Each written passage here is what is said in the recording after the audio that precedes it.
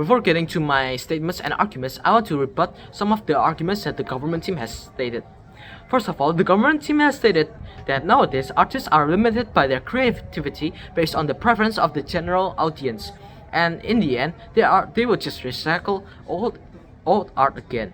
Well, I disagree with this. Why? In the end of the day, the professions of the artist is to entertain the general audience.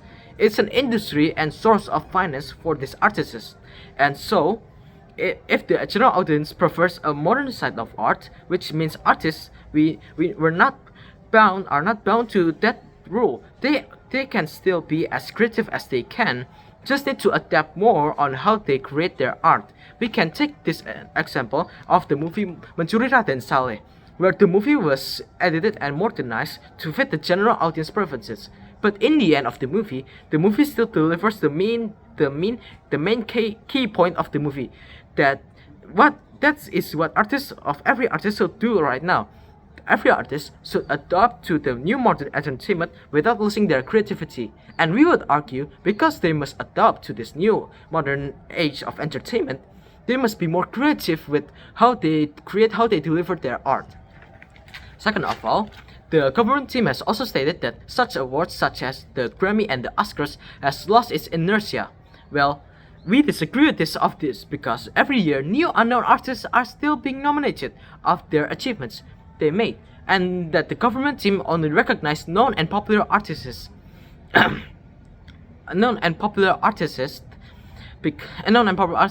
itself is just like what the media wants, which is the only big names rather than not reporting on lesser big names.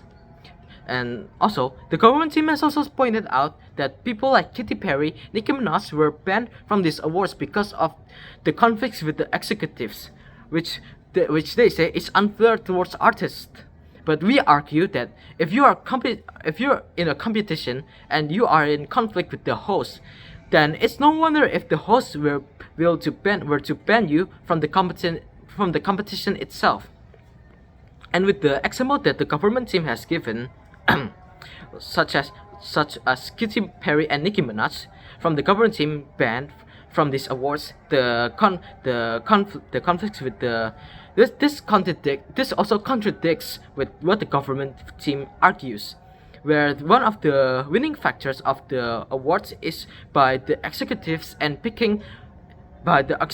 picking the winners, and also the connections with this big name popular artists has, and also the skin color of the skin color itself. Well, this only proves that the awards are not based on the special connections and the different skin colors of themselves. The government team has also stated that with these awards and nominations, this also makes the artist to have a priority with the award or a Grammy. Well, we disagree with this because the majority of the artists considers creating work of art as a profession or hobby, which means that people that consider art as a profession or a hobby would have a higher priority on gaining views and clout, and would make winning an award as a secondary priority towards those artists.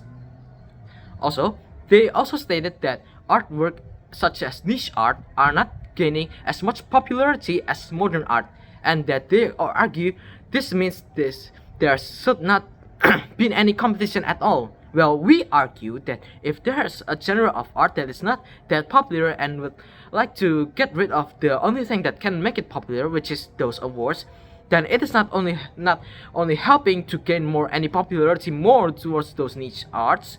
It is better to have something that they can make popular rather than nothing at all. They also stated that art is subjective and can't be judged. Well, we argue that art has its points that can make it judgeable. The example of this are the genre of scary movies, where the judges may judge things such as the CGI, animation, and script, etc.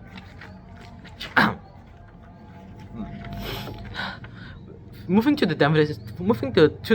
my team's definition of art is a product that derives from the creativity that creates by artists, that can be a source of profession or hobby. An example of these arts are like music, movies, painting, and etc. Moving to my following arguments, there are three arguments that I want to point out today, which is first of all, the rise of social media helping the art industry. Second of all, the motivational and achievements gained from these awards, and third of all, the inclusivity of the awards are giving towards artists. Moving to my first argument, which is social media, there are not a lot of social media that helps artists to gain more clout, to gain more popularity. We can take an example of this, such as the social media app of TikTok, where more and more unknown music or unknown artists are getting more popular because of the influence that social media has given. As what I have said, which is TikTok, which exploded these artists' music such as Golden Hour, Daylight, and hundreds of more musics. Second of my argument is motivation and achievements. As I have said before, that the awards, if artists are winning awards, this can be a sort of second priority towards those artists, and we want to reinforce that, because if the artist in some sort of way wins these achievements, then this can be some sort of motivation towards those artists to to create more better art, to be more creative on what they have, because they are already fixed on what type of art they are gonna create. It's just the question of how they will improve their art itself. And third of all, my argument is inclusivity.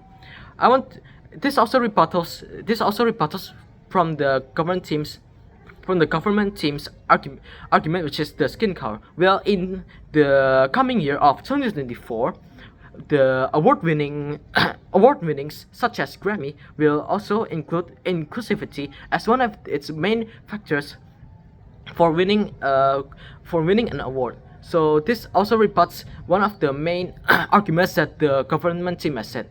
And with that, I strongly believe that awards are actually making better towards the artists instead of nothing of them.